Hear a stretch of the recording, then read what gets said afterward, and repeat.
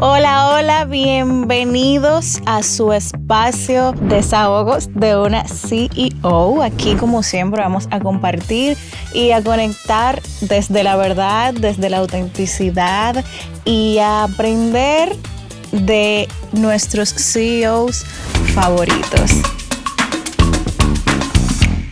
Hoy nos acompaña una mujer que acompaña procesos emocionales y abraza a cada paciente, a cada cliente con el alma. Ella es psicóloga, empresaria, es madre y sobre todo una CEO con propósito. Bienvenida, Stephanie Bonetti. Gracias, feliz de estar aquí. Por fin, ya. Aquí estamos aquí, ay sí. Feliz de estar aquí, de que me invites a este espacio, que yo sé que es de muchísimo valor. Así que vamos a lo que vinimos, como dicen. Bueno, este espacio es tuyo y de todos los CEOs que nos escuchan. Y para iniciar, queremos saber qué te llevó a escoger la psicología como camino de vida. Mi primera carrera fue publicidad. Y a la psicología yo llegué por mi propia historia personal. Pero un salto. Literalmente. Digo, si tú supieras que la gente dice eso, pero después de escuchar más historias, yo me he dado cuenta que hay muchos psicólogos que van de la mano también con la publicidad que les gusta, o publicistas que se van como al área de salud, como la psicología que le gusta. Incluso tengo una paciente que quiero muchísimo, que ya dejó de ser mi paciente y estudió psicología. Es publicista y estudió psicología. Y para mí fue una gran inspiración porque fue dentro de su proceso terapéutico. Y ese punto de yo hacer ese cambio, yo estaba pasando por un proceso de divorcio en ese momento. Fui madre joven, a los 20 años, 21, tuve mi primer hijo. Pero tú pareces de 20 todavía. Ay, así me dicen. Es que hay que estar feliz y contento todo el tiempo. Yo creo que eso es. Yo siempre me vivo riendo, siempre estoy contenta. También le doy a mi esposo también, porque él me hace reír mucho. Entonces, ¿qué te digo? Ese cambio de publicidad, a mí, yo amaba la publicidad, te digo la verdad. O sea, yo entré a la universidad yo queriendo estudiar publicidad. Se me daba muy bien. Incluso duré años trabajando en el área de publicidad. Trabajé en grandes empresas y tuve muy buenos puestos. Pero yo sentía como que, no sé, como que no conectaba con algo y como que me cansaba, ¿no? Había algo en mí que, tú sabes, como que una parte de ti siempre te dice, hay algo más. Y cuando yo paso, exacto. Ahora. Cuando yo paso mi proceso de divorcio, una mujer joven, yo pensaba que la vida se me había acabado, con un hijo pequeño, yo comencé a buscar apoyo. Mi familia no son muy creyentes de la psicología, ni de nada de eso. O sea, un tema cultural del dominicano. Exactamente. Mi papá cree que con los consejos que él da ya... Y la correa. Son buenos los consejos, pero siempre es importante un punto de vista distinto, porque tu familia se va a parcializar hacia donde ti. Sí. Entonces, a veces por ayudar, tú me entiendes, o sea, lo que más calientan en la olla, como dicen. Y cuando yo llego a ese proceso, paso por psicólogos, no conectaba con eso, llegó un arteterapeuta y con ese arteterapeuta yo recuerdo como es que yo le dije, yo quiero hacer eso que tú haces. Y ella me dijo, no, ven, yo te enseño. Y empezamos. Aquí en ese tiempo la arteterapia no era ahora como una especialidad o como una maestría que se puede estudiar. En ese tiempo era una técnica solamente. Y generalmente venía de la Gestalt. Hay ya distintos tipos de arteterapia. Y en esa sesión yo recuerdo que yo vi muchas cosas de cómo yo me sentía. Yo no me sentía que estaban invadiendo mi vida personal. Era una técnica que muy aplicada en el aquí y el ahora, donde el terapeuta guía y el paciente es el que entra en ese mundo interior para poder conocer su propio proceso a través de la expresión artística. Imagínate, yo una publicista que me gustaba pintar, dibujar. Claro. Yo amé eso. Y yo sentí como esa conexión y dije, yo quiero hacer eso que tú haces. Pues yo te puedo decir que a mí me faltaba, ya yo estaba culminando ese cuatrimestre, me tenía que faltar como año y medio por ahí, menos de un año. Y yo me cambié. Yo terminé ese cuatrimestre y yo dije, aquí no duro un minuto más. Me cambié y empecé psicología desde cero. Desde cero. A estudiar psicología. Recuerdo que entré a la UTE y ahí yo dije, ¿qué yo estoy haciendo? ¿Qué yo estoy haciendo? ¿Tú estás segura? Mira, yo lo pensé, de verdad, cada día yo me imaginaba y decía, tú estabas terminando una carrera. ¿Por qué tú no terminaste? Sí. Y después te pusiste tal vez a estudiar. Y de otra parte de mí decía, no, pero es que al final el tiempo es muy relativo. O sea, ya 4 años pasan de una vez. Pues efectivamente. La verdad es que esos fueron esos 4 años que comparándolo con los 2 y medio que duré en APEC, estudiando publicidad, yo no me sentía tan viva como yo sentía estudiando la psicología. Y eso que a mí no me gustaba leer. Y yo, para poder estudiar psicología... Obvio. Eso era libros y libros y libros. Y es como una conexión que yo sentí cuando empecé, y la verdad es que después de ahí no me he podido despegar. O sea, sigo estudiando porque esto no es una carrera que se acaba hoy ni mañana. O sea, tenemos que seguir estudiando y trabajando, ¿verdad?, en tener una mejor información y una mejor educación. Pero me gusta, me apasiona. O sea, amo lo que hago. Primero porque es una carrera que la escogí para mí, para poder conocerme a mí, para poder apoyarme a mí misma y en ese mismo talento, en esa misma humanidad, desde ahí es que me entrego, o sea, de esa mejor versión de mí que yo soy luego de que yo encontré mi visión, mi propósito mío como ser humano. Desde ahí, eso es lo que te puedo decir, que surgió ese cambio. Eso se llama confiar en el propio instinto.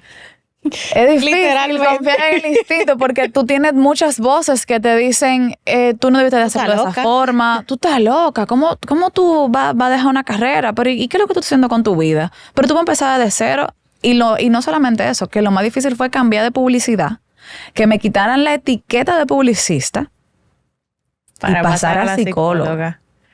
Eso fue difícil. Eso fue muy retador.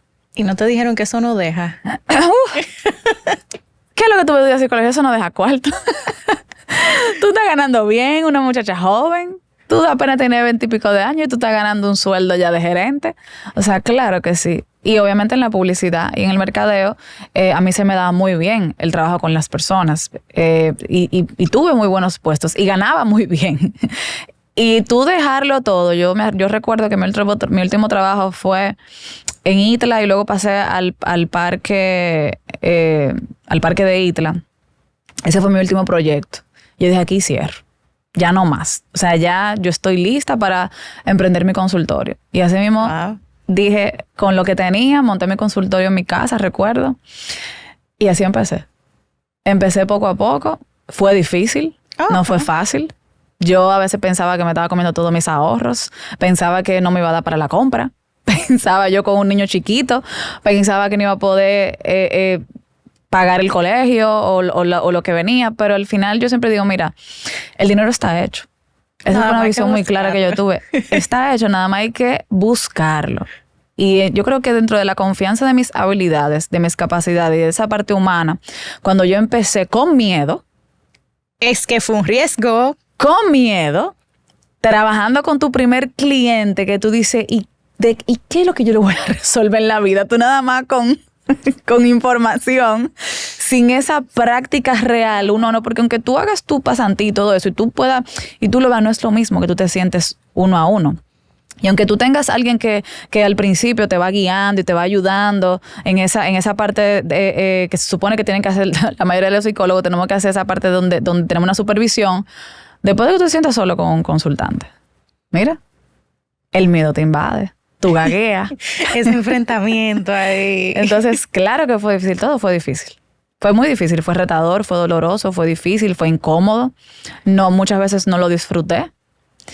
Pero yo creo que lo que más me enseñó ese proceso y ese cambio fue a confiar en mí y a dar ese paso por lo que a mí me hace feliz y por lo que yo quiero. Y no me arrepiento. Sigue doliendo. Muchas veces y muchas cosas, porque no es que es algo que se construyó y ya se deja ahí. No. Yo sigo construyéndome día a día dentro de esta carrera. Eso te iba a preguntar, que en esos momentos de miedo, en ese riesgo que tú tomaste sin dinero, porque todo lo invertiste ahí con un niño chiquito, como que no se te ocurrió decir, bueno, me devuelvo para publicidad o déjame soltar esto. Pero claro que sí. Y propuestas que me llegaban de mis amistades, claro que sí. Claro que sí lo pensé muchas veces. Lo que sí es cierto, yo no te puedo negar que yo tuve padres que me apoyaron. O sea, tal vez no económicamente todo el contexto de la palabra, pero sí tengo una mamá, gracias a Dios, que me ayuda con mi hijo. No tuve que gastar en nana. O sea, en colegios me ayudaron muchísimo. O sea, yo no te puedo decir que no tuve ayuda. O sea, yo tuve ayuda. Que sí en algún momento me tambaleé porque dije, wow, o sea, ya estoy viendo que va bajando y no va subiendo. Va bajando y no va subiendo.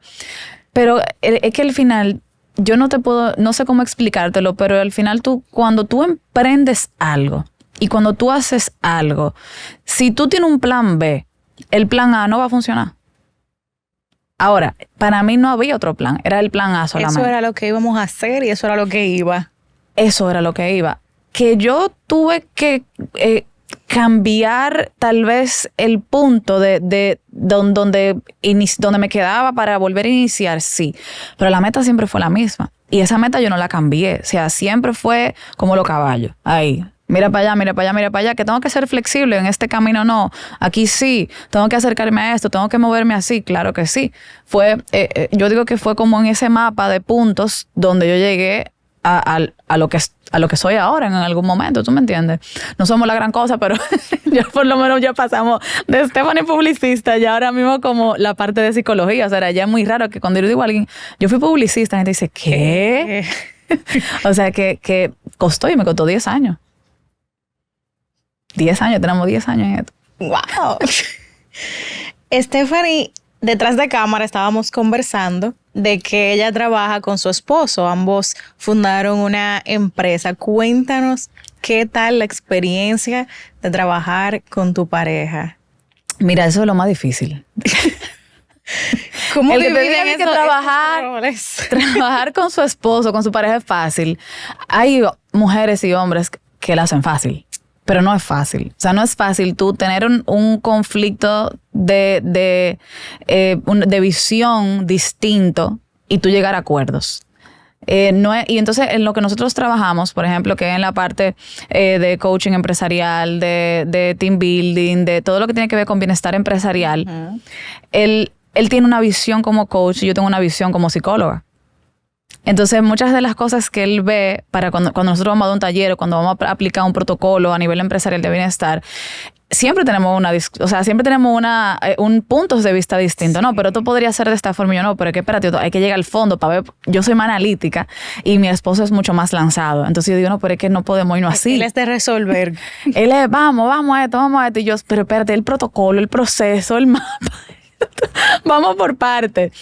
Pero que sí es lo más importante, tener paciencia. O sea, dentro de ese proyecto yo creo que Shift primero hizo un cambio en nosotros y le pusimos Shift por eso, porque como que queremos hacer ese cambio y ese switch en nosotros mismos también, de cómo vamos a ligar el tema. En ese momento cuando empezamos, el tema del coaching y la psicología, te lo venía diciendo fuera del aire, estaba en esa tiradera, tú sabes, como que un coach, un psicólogo, el coaching estaba en ese momento en auge. Sigue en auge. Exacto. Y era complicado como que, bueno, pero es que el coaching viene a quitar el área de la psicología. Y decían, no, o sea, para nada. Lo que trabaja un coach no lo trabaja un psicólogo. Pero se apoyan mutuamente y eso fue lo que nosotros creamos con Shift. Entonces, trabajar con mi esposo para mí ha sido retador porque él es muy controlador. Sí, mi amor, tú lo eres. Yo no. O sea, yo voy fluyendo. Pero que sí me molesta que me controlen. No hagas esto así, no hagas esto allí. Pero dentro de la dinámica de pareja, cuando estamos los dos ofreciendo el taller o dando algo, ahí sí nosotros lo disfrutamos. O sea, ya después del proceso de atrás, el estar afuera, en tarima, con el cliente, cara a cara, ahí sí nosotros nos disfrutamos. O sea, nos llevamos súper bien. Nos hablamos con los ojos. Sí, ok, sí. Y vamos fluyendo perfectamente en eso. Pero no es fácil porque tú resuelves un conflicto ahí y a veces tú te lo llevas para la casa. Eso quería saber porque a veces es difícil desligar una cosa de la otra. Cuando estamos modo socios y cuando estamos modo matrimonio en la casa, siempre es muy común, es natural ya, diría yo, como que el trabajo se va a la casa. Sí. Y tú te pasas todo el tiempo que estás ahí en tu casa como que pensando en trabajo, hablando de trabajo, en vez de relajarse y hablar de otra cosa. Sí, así es. Eso hay que cortarlo. Y yo he sido una de las que dice, hay que cortar con eso. O sea, como que si el trabajo se quedó, hay que tener otros temas de conversación. Y si no tenemos un tema, entonces mejor nos sentamos a ver una película. O si estamos molestos, es algo que hay que arreglar. Porque el conflicto laboral no se puede ir a la cama. Exacto. Porque al final ya no se convierte en un conflicto laboral, se convierte en un conflicto de pareja. Genial, claro. Entonces ahí hay que tener muchísimo cuidado porque con la idea que yo no estoy de acuerdo contigo dentro de ese contexto laboral, eso no significa que yo me lo voy a llevar a la casa porque entonces yo me lo estoy tomando personal. Ya eso es un resentimiento. Exactamente. Y eso es muy difícil. Es muy complicado. Pero tú dices, ¿y cómo yo que cogí un pique ahorita ahora estamos bien? Y ahora voy y le hago la cena con mucho amor. Y ahora voy y le hago la cena. Dije, todo bien. Porque es difícil. ¿Quién es Stephanie cuando no está en su rol de psicóloga, de esposa, de madre, de empresaria? ¿Cómo tú te desahogas? ¿Qué te gusta hacer? Nunca me han hecho esa pregunta. Yo me considero una persona, yo soy muy divertida. O sea, la gente me ve de que es muy seria en mi trabajo. Yo soy seria en mi trabajo. Lo que yo no me tomo... Una cosa no quita la otra. Exactamente. Yo soy seria en mi trabajo. Lo que yo no me tomo tan en serio es vivir. O sea, vivir en el sentido de que hay que vivir divirtiéndose, hacer cosas que te gusten. Yo me río mucho, o sea, yo soy en mi familia, yo soy una Stephanie Bonetti muy diferente a la parte que se ve en mi trabajo, porque obviamente yo tengo que guardar un contexto. Eso no significa que yo me ría con mis pacientes, claro que sí. Los pacientes que están conmigo saben que hay una risa que va a salir por ahí o algo que es divertido que va a pasar. Pero sí entiendo que la risa, que la alegría es parte de un bienestar. O sea, si yo estoy estresado, si yo me he cargado con algo, yo me desconecto. Yo apago ese teléfono. Yo apago y me dedico a mis hijos, me voy a jugar con mis hijos, me voy a darme un masaje, me desconecto. O sea, yo me desconecto totalmente. Tú eres desprendida porque hoy en día nadie quiere apagar el celular y despegarse. No, eso es un pleito que mi esposo tiene conmigo siempre. O sea, tú puedes asegurar que a mí se me apaga el celular. Yo tengo que tener... bueno, está cargado ahora. Pero literalmente si ya son las 8:30 de la noche y yo se lo digo a mis pacientes, si hay una emergencia, tú me escribes. Sí, no. Yo la puedo leer. Pero no siempre, yo no abordo temas de emergencia. Me ha pasado y me ha tocado. Yo le digo, llámame. Si yo veo que un paciente me llama, yo sé que es una llamada que tengo que contestar. A veces yo digo a mis pacientes, escribe para que te desahogues, pero eso no significa que yo te vaya a contestar en ese mismo momento. Exacto, claro. Y eso yo lo respeto mucho. O sea, mi tiempo mío, cuando yo llego a mi casa, yo me desconecto del trabajo. Porque si yo no logro hacer eso, entonces yo no voy a lograr estar bien conmigo. Y eso es una de las cosas que siempre me preguntan. ¿Cómo tú escuchando tanto problema? ¿Qué tú haces y te desahogas? Lo primero es que esos problemas no son míos.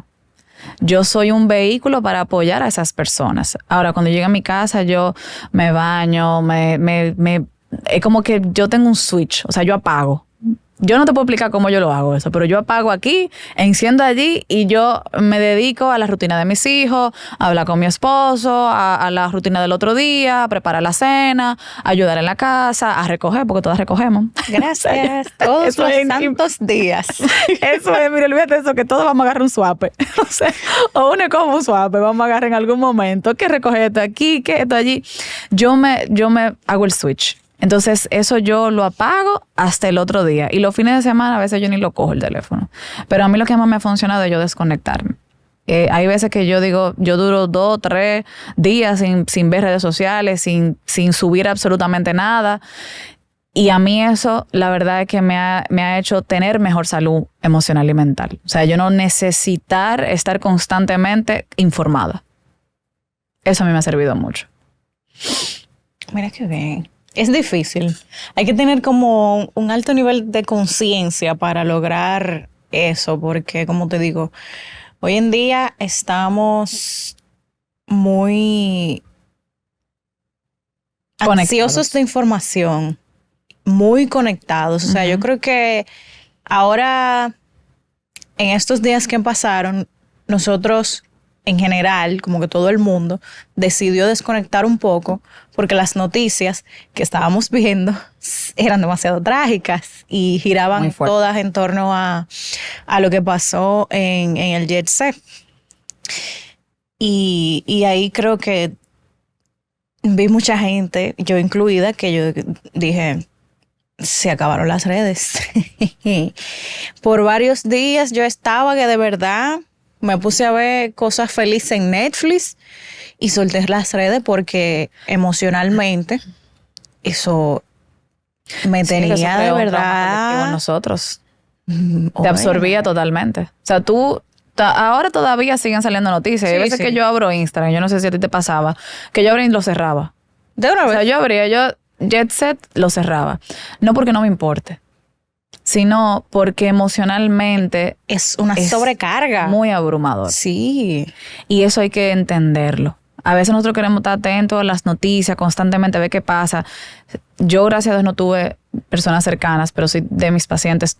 Hay muchos pacientes que tuvieron personas cercanas, que fallecieron sus familiares, y he visto el dolor de cerca. A mí no me tocó. Y yo no sé, no podría definir el dolor de una muerte repentina de lo que tienen que estar viviendo esas familias y esos niños, que muchos de esos niños se quedaron huérfanos. Pero yo que no me tocó de cerca, lo que yo sabía que me había tocado de cerca era esa empatía emocional que se Claro. siente en ese duelo colectivo cuando pasa una catástrofe como esa, repentina. Entonces, era el bombardeo tan constante de noticias, era como que si tú misma lo tuvieras ahí viviendo. Era algo muy fuerte. Que como que, verdaderamente se te murió alguien cercano. Así se sentía. y había gente que Se decía, siente todavía. sí, porque ¿quién no lloró?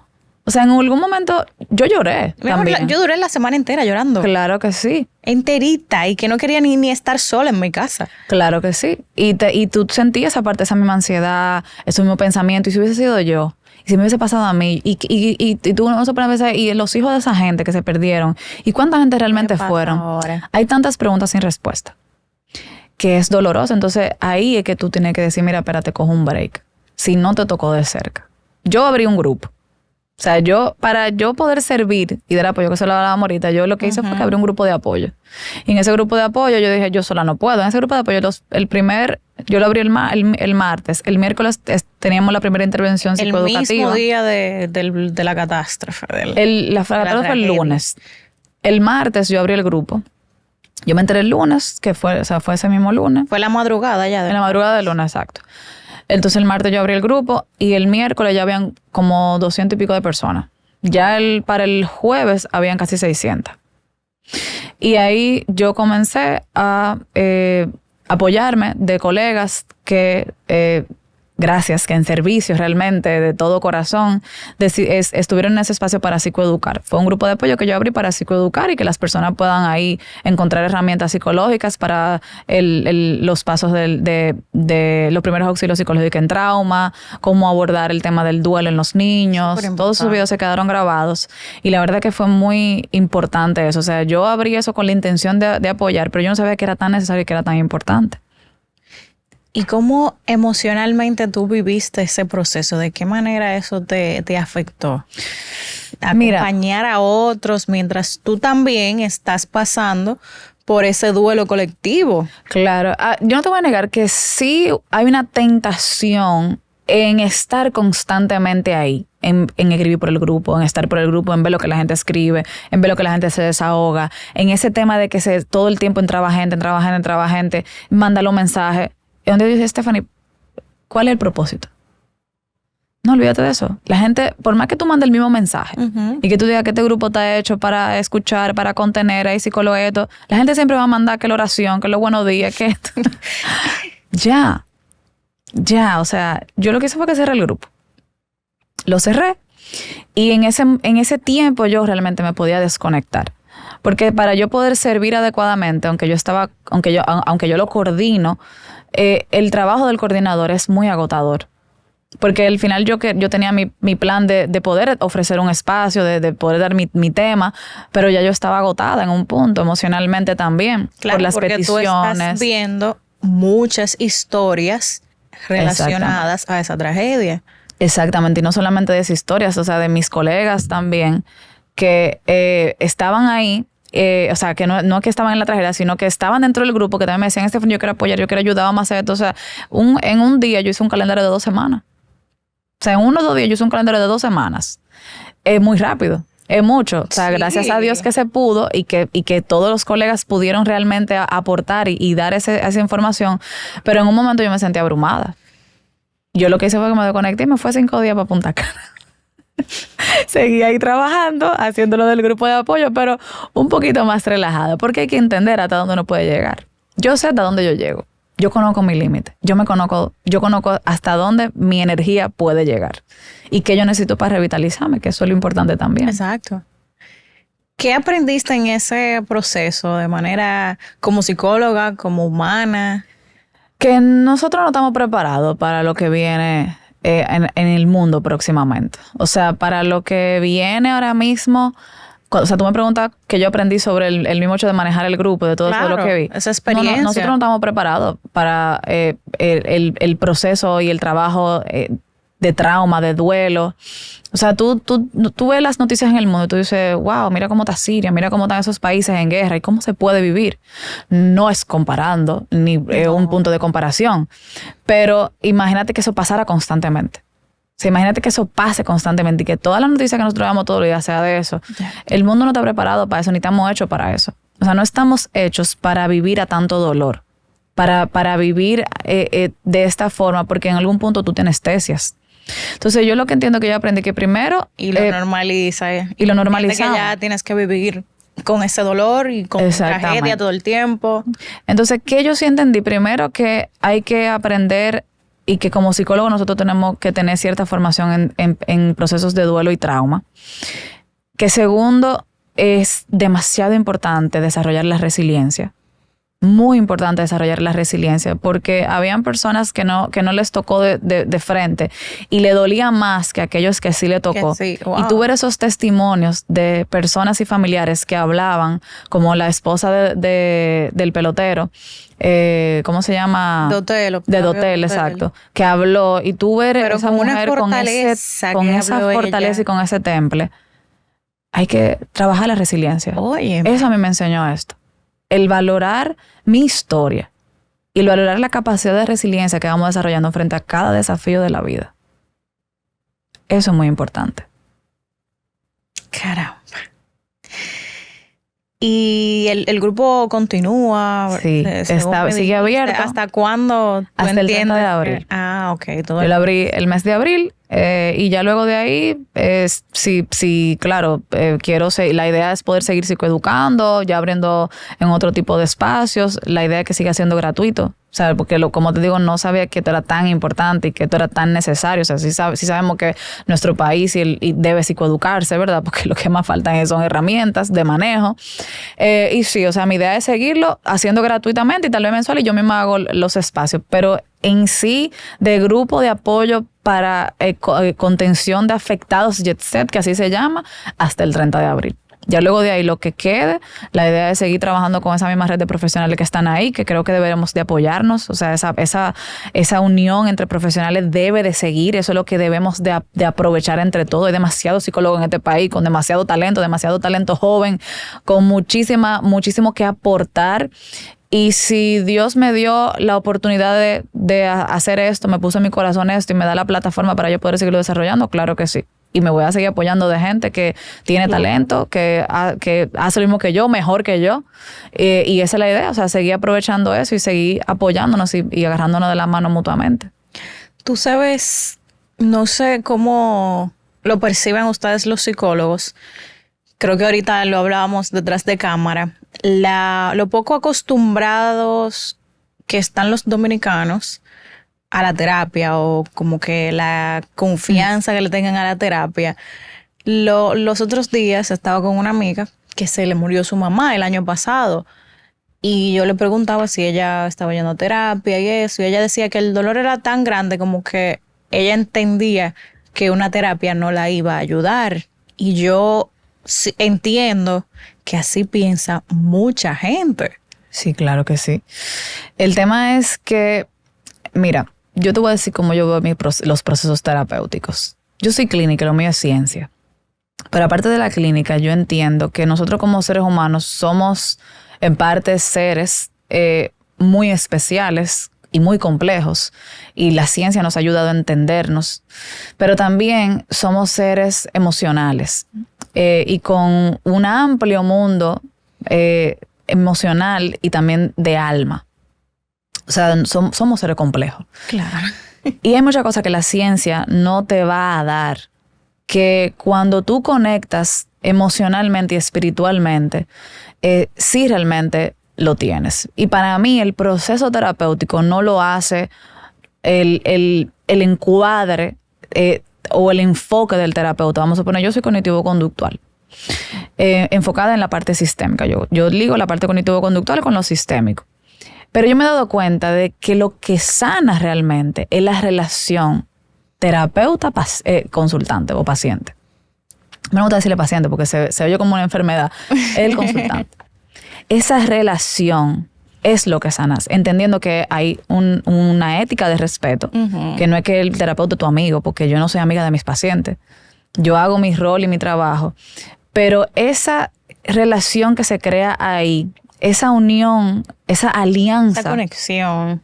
Esa alianza, esa conexión que se crea ahí es lo que realmente sana. Esa comunicación empática, esa comunicación de desarrollar estrategias, de trabajar, de hablar y tú sentirte vista, tú sentirte escuchada, tú sentirte reconocida y tú sentir que tú estás en un lugar seguro para desahogar eso que muchas veces tú no dices y que piensas. Y es muy importante hablar, o sea, sacar lo que uno tiene adentro. Hablar es lo que sana. Realmente. Sí. El ser humano muchas veces se encierra en sí mismo y va acumulando muchos sentimientos negativos precisamente porque todos se lo guardan. Hablar es tan importante que si tú tienes un problema y tú estás pensando en el problema, a veces tú ves que tú dices, yo tengo una situación y tú en tu cabeza, tú tienes una situación, tú tienes un problemazo en tu cabeza. Y una técnica que tal vez pueda funcionar, escríbelo. Yo siempre digo, mira, escribe el problema. Si tú no lo puedes hablar, escríbelo. O tú mismo te paras frente al espejo y tú hablas el problema como si tú fueras otra persona y tú te hablas, no, mire, lo que pasa es que a mí lo que me pasa es esto y esto y esto y esto. Y después de que tú hablas, tú haces un recordatorio de lo que tú dijiste y tú te vas a dar cuenta de que al final el problema no es tan grande como tú estás pensando. Porque hablando y cuando tú sacas todo eso de aquí, de esta máquina creativa que nosotros tenemos, que está compuesta de un sesgo de negatividad, o sea, todos tenemos que entender eso. Nuestro cerebro está hecho para cuidarnos. Y hay algo que todos tenemos que se llama sesgo de negatividad, que ¿por qué tú crees que nosotros tenemos que hacer tanta meditación y que piensen positivo y que hagan gratitud? Es porque el cerebro automáticamente no funciona así. El cerebro automáticamente lo que va es hacia, ten cuidado. A defenderse. Tú estás en peligro. Tú conoces esto. Tú estás segura. Entonces, ese sesgo de negatividad es el que permea en nuestro cerebro. Y cuando tú hablas y tú sacas ese problema, tú te das cuenta de que no es tan grande como tú pensabas. Y ahí es que tú puedes ver. Por eso es que el proceso terapéutico, hablar, es tan necesario. Tú no puedes decir a un paciente, viste, que así, y enseñarlo. Pero a medida que el paciente vaya entendiendo cómo es su propio lenguaje y qué es lo que realmente quiere decir detrás de lo que dice, él va llegando a su propia conclusión. Y ahí es que realmente entra el proceso de sanación. Claro, porque ese es el punto, que conscientemente uno vaya asumiendo y viendo cómo sanar el propio proceso. Ustedes, los psicólogos, simplemente dan herramientas, un acompañamiento, pero ustedes no le pueden decir, tú tienes que hacer la cosa así. No. Porque eso te lo dice tu mamá. Eso está mal. Eso te lo dice tu novia, tu mamá, tu amiga. Tú dices, mana, pero bótalo. Tú no te das ¿verdad? Suéltale, manda, déjalo ya. ¿Cuándo es que tú lo vas a dejar? Y tu amiga es la que se bebe los tragos contigo y van y al pobre lo cortan por todos lados. Pero en terapia eso no se hace. El proceso terapéutico es ayudarte a ti a despertar, a que tú llegues a esa conciencia. Porque ¿cuántas veces tú no le has dicho a una amiga, mana, botes de tigre? Que tomes tú la decisión. Exactamente. Que conscientemente tú sabes, tú llegaste a la conclusión de que eso es lo que tú tienes que hacer. Exacto, ese insight que uno dice, wow, llegué, ya entendí. Porque muchas veces pero fulana me lo dijo. Tiache, que yo debí llamarme de fulana, pero no estabas lista. Y muchas veces tenemos que entender que por más conversaciones que yo tenga con mi amiga o con mi amigo, él no está listo para esa conversación. Y a veces nosotros queremos como quitarle el cerebro y ponerle en mi pensamiento. Amaquearle la cabeza, sí. Despierta. No, exactamente. Como que despierta. Pero no siempre es así. Realmente, cuando uno no está listo, no está listo. No hay forma que esa información se pueda procesar adecuadamente. Stephanie, ¿y te drena mucho emocionalmente tu trabajo con los pacientes, sobre todo? Al principio, cuando yo no sabía qué capacidad de consultantes yo podía manejar, sí. Ahora mismo, como ya yo decido cuántos consultantes yo puedo tomar al día, yo lo disfruto. O sea, yo realmente disfruto mi trabajo. O sea, yo no te puedo decir que yo salgo cansada. Yo lo disfruto mucho. Hay veces que a veces trabajo de más y me canso. Llego a mi casa y lo que me siento es agotada. Claro que sí, porque uno es humano. Uh-huh. Pero no es un agotamiento como, wow, estoy harta de vivir problemas. No, o sea, no se trata de ese problema que una situación, y para mí no son problemas, es la vida de las personas. Entonces, yo lo que estoy escuchando es la vida de esa persona. Y a mí me importa esa historia. Me importa en el hecho porque yo voy a hacer un canal para apoyarte a ti, a tú transitar tu historia, tú lidiar con tu propia montaña rusa. Pero cuando llego a mi casa, yo entiendo que esa historia se quedó ahí en ese momento que yo cerré ese expediente. Cada consultante que pasa por mi oficina, puede ser uno detrás de otro, expediente que yo cierro y expediente que abro son cosas totalmente diferentes. Y un paciente me preguntó un día, ¿y cómo tú te acuerdas de lo que tú y yo hablamos hace un mes, hace 2 semanas? Y yo, porque tu historia me importa. Y tal vez no me puedo a veces acordar de todo al mismo tiempo, pero sí realmente me importa, o sea, sí realmente los escucho y eso es lo que yo entiendo que a mí me hace no llegar sobrecansada a mi casa o agotada mentalmente. Porque hay una gran diferencia entre estar agotado físicamente, porque si tú trabajas a las 9 de la mañana que yo empiezo, cierro a las 12, empiezo a las 3 de la tarde y termino a las 8 de la noche muchas veces, tú sales cansado físicamente. Claro. Entendiendo que de 12 a 3, yo a veces cruzo el niño al parque, yo como con mi familia, llevo al niño al club, que la tarea, o sea, seguimos dando seguimiento. Sí, porque son muchos roles que se juegan. No es nada más de que ella come y quedarme ahí de que, voy a echar una pavita. No, eso es ok, llegó mamá, vamos, fulano hay que llevarla al club, hay que hacer todo. Y claro, mi esposo me apoya muchísimo, pero aún así, el rol de mamá siempre está. O sea, eso no es algo que diga, ya, no, me voy a desconectar de eso. Pero es eso, es como, primero hay que disfrutar lo que tú haces. O sea, cuando tú disfrutas lo que tú haces, mentalmente, tú no te agotas, entendiendo que yo fui a varias entrevistas y yo vi 3 pacientes. Pues yo decía, yo no puedo sostener esto y abrir mi agenda completa. Esa cantidad de pacientes cuando tienes otros compromisos. No, yo cierro mi agenda. Yo no puedo. Ahí eso sí yo lo entiendo, o sea, porque no todo el dinero se gana. No todo el dinero se gana. A costa de mi salud vale más que eso. Yo no puedo ganar dinero y perder mi salud. Para después, como que dice el refrán, uno pierde su salud para ganar dinero y después tiene que perder el dinero para ganar la salud. Para ganar la salud. Entonces eso yo lo cuido mucho. Y mira que los dominicanos, bueno, no sé en otras partes del mundo, pero aquí somos workaholic y no sabemos como que poner esos límites porque verdaderamente el dominicano sí solo quiere ganar todo. Sí, no sabemos estar media hora mirando para arriba. Sí. Y porque es difícil estar con uno mismo. Claro que sí, pero hay que saber en silencio escucharte. Contigo mismo. Hay que saber, es algo muy jocoso, pero tú dices, mira, tú sabes que déjame ver a veces qué piensa la loca de esta casa. O sea, esa mente que es lo que va lucubrando ahí, va pensando y va hablando, es importante. O sea, yo te digo algo, yo por lo menos saco media hora para yo no hacer absolutamente nada. Y no hacer absolutamente nada no es de que tú vas a aprender Netflix y tú vas a poner televisión, no. Es tú soltar teléfono, soltar televisión. Tal vez nosotras las madres me toque, ¿verdad? Ya en la noche, a las 11 de la noche, 10 de la noche, 9 de la noche, depende de la hora que se duermen los niños, ¿verdad? Las vacaciones. Pero por lo menos media hora. No es que tú lo tengas que hacer diario, pero en la semana sácate tú 2 o 3 veces a la semana, media hora, 15 minutos, para tú no hacer absolutamente nada y ver cómo tú te sientes en ese vacío. Y coge nota. Ay. Me molestó esto, me duele aquí, pensé esto, la mente no me deja tranquila. Coge nota de todo eso, porque ese diario emocional es importante, porque después cuando tú empiezas otra vez y te montes en la rutina del trabajo, eso yo lo trabajo después. Lo voy posponiendo y llega una que hace que esa pequeña cosita explote todo eso. Sea grande. Claro que sí. Y ahí entonces que queremos llegar en crisis al consultorio. Sí, no sé si fuiste tú misma, creo que en algún momento que estábamos juntas, o quién fue que lo dijo, pero sé que fue una psicóloga que conozco, que hay que ir a terapia cuando estamos bien. No cuando eso lo veníamos hablando. Cuando íbamos por Punta Cana. Exacto, lo veníamos hablando cuando íbamos por Punta Cana. Es que la gente va cuando está mal.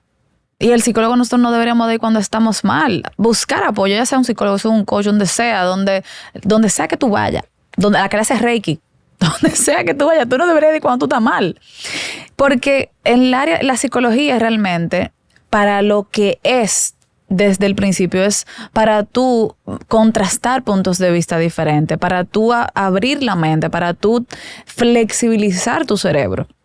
Porque la enfermedad mental es falta de flexibilidad. Es cuando tú te pones bruto, como dicen. Entonces, la falta de flexibilidad a nivel de las distorsiones cognitivas, a nivel de la solución de problemas, a nivel de la creatividad, todos tenemos cerebros complejos y estilos de inteligencias distintos.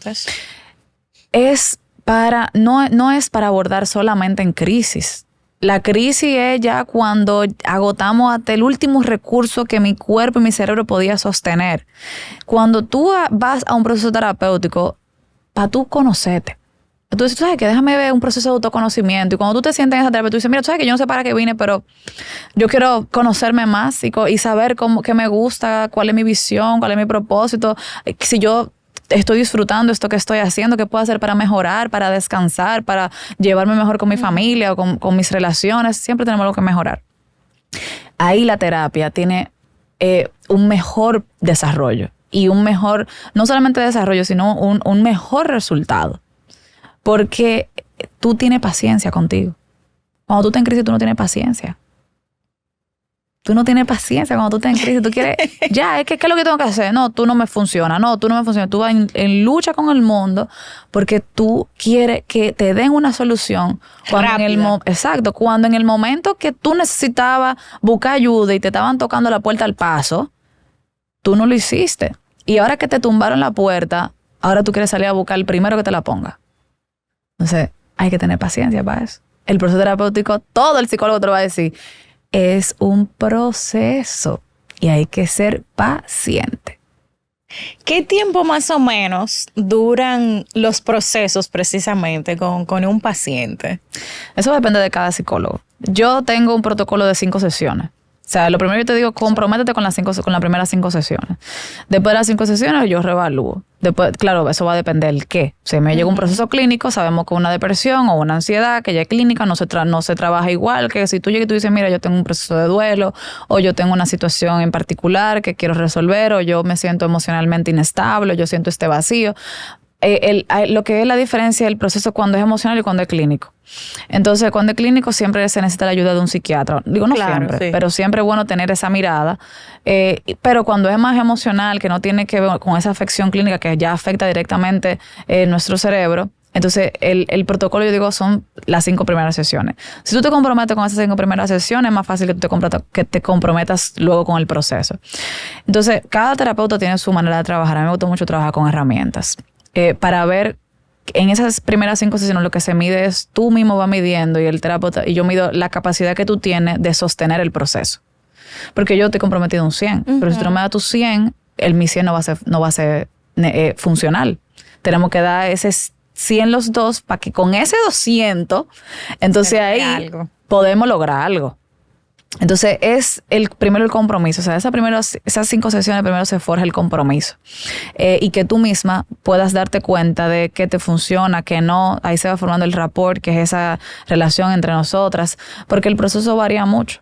A veces procesos pueden durar 6 meses, hay procesos que pueden durar un año, a veces hay procesos que duran toda la vida. O sea, si tú me preguntas a mí cuándo tú vas a dejar la terapia, no, nunca. Yo nunca voy a dejar la terapia porque todos los días me levanto con un problema nuevo. O sea, todos los días hay algo nuevo todos los días, cada vez que yo voy creciendo. Y cuando yo digo un problema, es una preocupación, es una situación, es no estoy durmiendo bien, o me preocupa tal cosa, o tú sabes que me siento triste, o sea, siempre como seres humanos tenemos algo.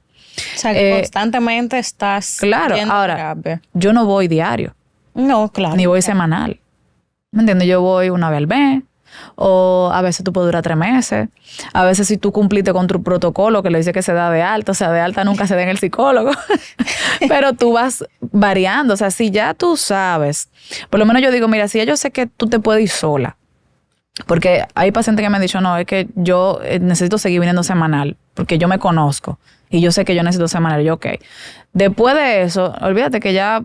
te voy a ver cada 15 días, después te voy a ver una vez al mes, después cada 6 meses, después cada 3 meses, y después vamos a pasar y te voy a decir, hey, ¿qué hay ya? Nos vamos a sentar en un restaurante a comernos un helado. Pero el proceso, claro que llega a un punto de culminación, pero eso va a depender muchísimo del compromiso que tú tengas en tu propio proceso, entendiendo que empezamos con un tema, vamos a trabajar el amor propio. Trabajamos ese tema, tú puedes darte cuenta de que tú tuviste resultados en ese tema y ese tema se cierra. Y surge otro tema. Y surge otro tema. Y el protocolo y el proceso terapéutico entonces va tomando nuevos objetivos. Eso es lo que hay que entender, que el protocolo terapéutico tú no vas a durar 1 año, 2 años en el mismo, con los mismos objetivos. O sea, siempre esos objetivos deben ir variando, deben ir cambiando. Y por eso es que yo digo que la relación realmente es lo que es sano. O sea, tú tienes esa confianza, tú dices, mira, esto no me funciona, esto sí, esto no. De tú no sentir que tú te sientas con alguien y que tu terapeuta es un extraño, o que tú no te sientes cómodo, que tú le ocultas cosas porque tú tienes miedo. Entonces, no salga de ahí, que no es ahí. ¿Cuál es el tema más difícil de tratar en tu caso? Porque cada psicólogo entiendo que tiene su... Sí. Pero ¿cuál es el tema más difícil de tratar en los pacientes? Yo te puedo decir que la depresión. Me imaginé que... La depresión, ¿por qué? O sea, no sacarlo del estado depresivo. Es ayudar al paciente a salir de ese pensamiento negativo. O sea, de ese pensamiento de que el mundo es caótico o que todo va a salir mal. Y eso se ve también en la misma depresión y se ve en cerebros o en personas que son muy inflexibles, que son muy cuadrados, que son muy obsesivas. Mira, yo te lo puedo ampliar más, pero yo te diría que lo más difícil es tú sacar a una persona de un pensamiento negativo. O sea, de un proceso cognitivo que se formó desde la infancia y que eso está ahí, que ya tú dices, diache, pero es que eso está amarrado así, mira. Está negado. Eso es difícil. O sea, tú cambiar un proceso cognitivo, tú cambiar yo digo, cambiar ese circuito y sustituirlo, entendiendo que ese circuito nunca va a morir. Siempre va a estar ahí porque tus viejos hábitos están ahí. Uh-huh. Eso no se va. Eso, tú sientes la tentación a veces. Y tú mantener desarrollar un nuevo proceso cognitivo para que esa persona pueda a nivel conductual tener una vida conductual, emocional, mental, física, que pueda tener una vida que la valore y que valga la pena vivir, que esa persona diga, mi vida vale la pena vivirla. Para mí es lo más complicado. Esa inflexibilidad que muchas veces se presentan en las enfermedades mentales. Wow. Me imagino sí que debe ser duro. ¿Hay algo que te gustaría que tus pacientes entiendan? Algo que tú, por más que se lo digas... Sí, que tienen que tener paciencia. Ellos no entienden. Hay que tener paciencia. Hay un proceso. Hay que tener paciencia. Con el proceso. Es un proceso. Hay que tener paciencia. No nos tenemos paciencia. Eso es lo que yo necesito que no todos debemos de entender. Que hay que aprender a ser pacientes. Estamos viviendo en una época donde se nos ha robado y lo hemos permitido la capacidad de esperar.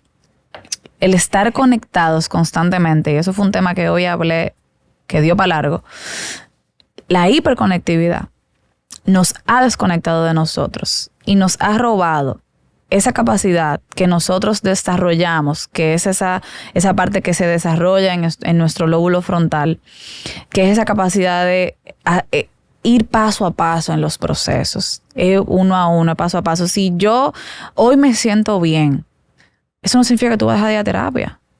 Tú no se puedes dar de alta. Es otra cosa que quiero que sepan. No se pueden dar de alta solos. No se pueden autodar de alta. Pasa mucho. Si tú te sientes bien, ese es el mejor momento para trabajar, porque es en el momento donde más tú puedes cargar contigo. Y estás un poco más abierto. Exactamente. Porque tú no puedes ir a terapia solamente a llorar tu crisis. El proceso terapéutico realmente son de funciones cuando tú estás en tu mejor versión, en tu mejor momento, para que tú puedas sostener esas partes de ti que ahora tú tienes la fuerza de poder verlas. Para que cuando mañana salgan, no te salgan en una crisis, no te salgan en un momento de oscuridad. Es como dicen, se me cayeron todos los palitos al mismo tiempo. Que muchas veces decimos eso, te pasa una cosa y después te pasa otra y otra y otra y otra y otra y otra. Y hay que decir, qué sal. Exacto. Esa paciencia y esa consideración con nosotros mismos de step by step. Estamos gateando, después vamos a ir caminando, después vamos a correr y después te va volando. Salimos volando. Eso es. Estefanía, ¿hay algún tema en específico del que quieras desahogarte, hablar así sin filtro? Ay, Dios mío. De que muchos. ¿Qué te digo? Yo creo que de desahogarme. Tú sabes que yo lo que menos yo hago es criticar.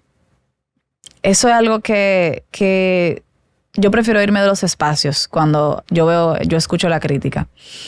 Pero algo que yo podría desahogarme es como que yo siento que la gente se alimenta de eso. O sea, es como que es un alimento para la gente. O sea, la crítica es como un alimento para todo. Y eso no ha dado el tema de las mismas redes sociales. O sea, para mí un desahogo sería como que yo no estoy en desacuerdo de que las redes sociales deberían de dejar de existir. Yo también. Y deberíamos de irnos otra vez a los periódicos, a los libros, a la televisión, a la radio. Yo también, porque es que en general y en muchos ámbitos afectan demasiado. Ya tanta exposición, tanta libertad o libertinaje que hay en las redes, tan poco filtro, no hay límites, se ha vuelto muy abrumador. Sí. Y tú estás más pendiente de la vida del otro que a la tuya. Y no nada más Y a eso. que tu vida sea como la de fulano, que se ve perfecta en las redes sociales. Exactamente. Y el pique que da es que tal vez tú no lo dices o no te importa tanto la vida del otro cuando tú tienes que escuchar a la amiga. O cuando tienes que escuchar a la familia diciendo, pero mira fulana y fulano. Ay, pero y esto. Entonces tú tienes que vivir un estándar. Exacto. Tú tienes que vivir un estándar. Entonces no, yo no estoy para vivir el estándar de nadie. Pero la presión es ahí. Mira cómo te estás respirando ahí en el cocote, como dicen. Por ejemplo, yo no recuerdo con quién hablaba esto, pero a veces tú ves relaciones, coaches o influencers que son pareja y hablan como expertos de relaciones amorosas. Y después están matándose. Tu matrimonio armonioso, no sé qué, y las cosas deben ser así, así, así, así. Entonces tú ves que tal vez en tu relación hay un detallito de esos que debe tener el matrimonio armonioso perfecto, y ya tú crees que tu marido es malo o que tu esposa es mala. Mira, yo no estoy en desacuerdo. Esto puede ser un desahogo también. Yo no estoy en desacuerdo en que tú hables de cosas en general que tal vez tú no tengas integridad en tu vida. Porque hay un libro que a mí me gusta mucho que dice que nosotros no tenemos que estar en perfección para nosotros o en integridad al 100% para nosotros ser maestros. Tú puedes ser un maestro en los consejos que tú das y en lo que tú dices. Realmente tú puedes dar buenos consejos, claro, o dar buenas sugerencias. Los consejos no deberíamos de poner nada a consejo. Pero si no lo piden. Y tú necesitas aplicar eso, porque una de las cosas que yo creo fielmente es que lo que tú enseñas a ti te pone en una posición de aprenderlo y de ponerlo en práctica. Sí. Ahora, esa falta de integridad no puede ser constante. Si tú hablas de estabilidad en una relación y de amor en una relación Tú debes y tener tu una matrimonio se está pareja cayendo a pedazos, Incoherencia. esa incoherencia tiene una fecha de caducidad. Tú tienes que arreglar tu matrimonio. Porque tú no puedes seguir hablando de eso mientras tu matrimonio está en crisis. Entonces tú eres unas cosas afuera para el mundo, pero detrás de esa puerta Exactamente. todo está mal. Exactamente. Yo, en mi opinión personal y lo que yo practico, si yo no estoy bien con mi esposo en algún momento, yo no hablo de eso. Yo no voy a salir por ahí. Nosotros, mi esposo y yo tenemos un taller que se llama Relacionarte. Y mucha gente me pregunta, ¿por qué tú no das relacionarte? Yo, ¿por qué no? Porque ahora mismo hay otras prioridades. Y mi esposo y yo hemos pasado por muchísimas cosas. Creo que eso da para otro podcast. Pasamos por una situación muy fuerte a nivel financiera, que yo creo que eso a mucha gente le cuesta su matrimonio. Sí. Y yo digo que Es una de las principales causas de divorcio. que eso yo tengo que tener a mi esposo para que hablemos de ese tema. Claro. Cuando nosotros Bienvenidos. sanemos realmente eso. Pero eso es algo que yo digo, no, es que yo lo primero que tengo que hacer es yo cuidar mi matrimonio. Yo no puedo salir a hablar de que tú tienes que hacer esto y lo otro, cuando yo misma sé que estoy trabajando en eso. Yo te puedo decir desde el área de la psicología, que es lo que entiendo, y tampoco yo soy terapeuta de pareja. Yo te puedo hablar de los conflictos, te puedo hablar del bienestar en pareja, que se supone que tú tienes que hacer, porque en algún momento yo lo practico. Pero en mi integridad, para yo salir a hablar, que eso es lo que yo entiendo que la gente tiene que hacer, y es como ese desahogo, óyeme, si tú estás tan bueno consejo, y si tú estás hablando de eso, ponlo en práctica en tu vida, para ver cómo se siente. Porque no hay algo más. Cuando tú dices, ¿por qué el otro inspira? El otro no inspira por lo que dice. El otro inspira porque hay una parte de ti que tú dices, wow, yo creo en esa persona. Cuando tú te llevas de tu instinto y tú lo sientes, tú dices, coño, es confiable. Yo conecto contigo. Porque todos tenemos ese sexto sentido, esa sensación de tú decir, tú sabes que yo confío en ti. ¿Cuánta gente no está dando consejos en iglesia, pastor, Iván, no atacando? Pero no tiene su vida en integridad. No tiene su vida en integridad.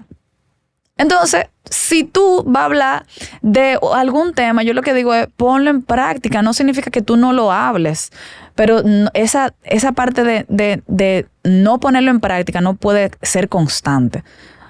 Tú puedes tener tus errores, pero trabaja en arreglarlo mientras tú ayudas al otro. Eso es lo que yo digo, o sea, es ese balance. No podemos tener un desastre en nuestra vida y querer resolver la del otro. Tenemos que reconocer nuestro desastre, arreglarlo y podemos seguir ayudando mientras vamos arreglando nuestro desastre también. Exacto, porque aplícatelo. Exacto.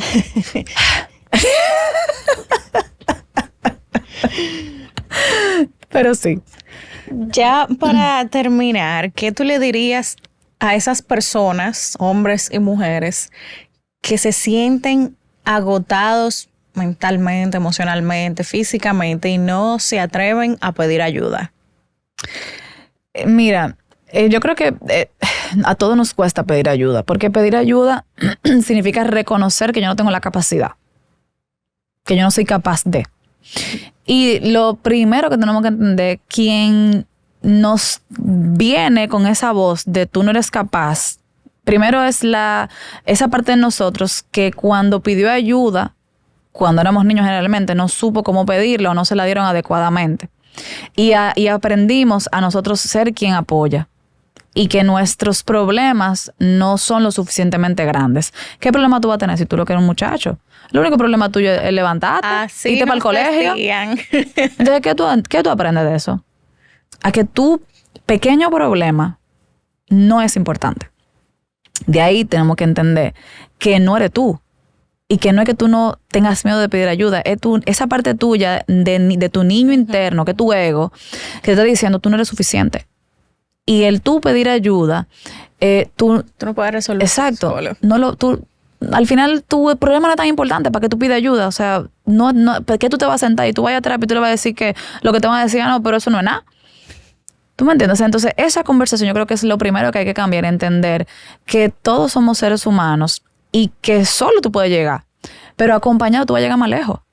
Y tú vas a llegar sostenido y no drenado emocionalmente y no desgastarte físicamente hasta que la enfermedad venga y toque tu puerta y te diga, tú debiste de atenderte antes.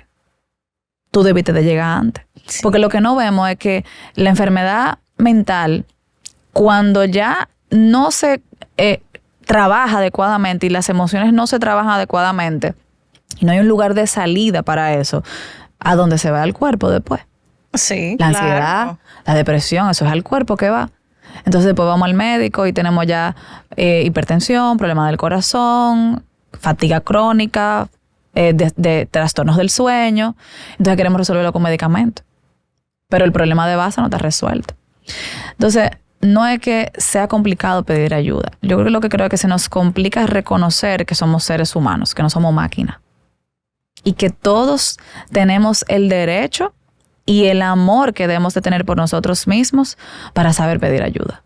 Pedir ayuda es amarte. Así yo lo describiría. Ámate. Para que tú aprendas a pedir ayuda. Sea humilde y pida ayuda. Exactamente. Así es. Buenísimo. Stephanie, muchísimas gracias por venir a desahogarte aquí con nosotros. De verdad que ha sido una conversación muy fructífera, muy profunda. Creo bueno. que hay más temas que abordar. Claro que sí. Porque es difícil. Es difícil. Así es. Hay muchísimos temas, o sea que aquí a la orden seguimos para más desahogo. Claro, parte 2. Deberíamos después hacer un panel de par de desahogantes. Totalmente. Debemos de ponerlo ahí. Lo tendremos en cuenta. Pero de verdad que muchísimas gracias por estar aquí y aceptar esta invitación con mucho amor. Así es. Amén. Feliz de estar aquí, de estar en este proyecto. Así que nos vemos en la próxima. Exactamente. Sigan a Stephanie en sus redes sociales, Stephanie Bonetti. Y si necesitan ayuda, ella está ahí, abierta para ayudarnos a todos. Abierta y receptiva, así es. Muy feliz de poder apoyar y de servir en este camino, porque eso es lo que yo soy. Una sirviente al pro de la salud mental, emocional y de realmente poder conectar con la felicidad. Eso no hace falta. Genuinamente. Así es. Ella es de las buenas. Gracias a ustedes por quedarse viéndonos o escuchándonos en este episodio del Desahogo de una CEO. Nos vemos en el próximo.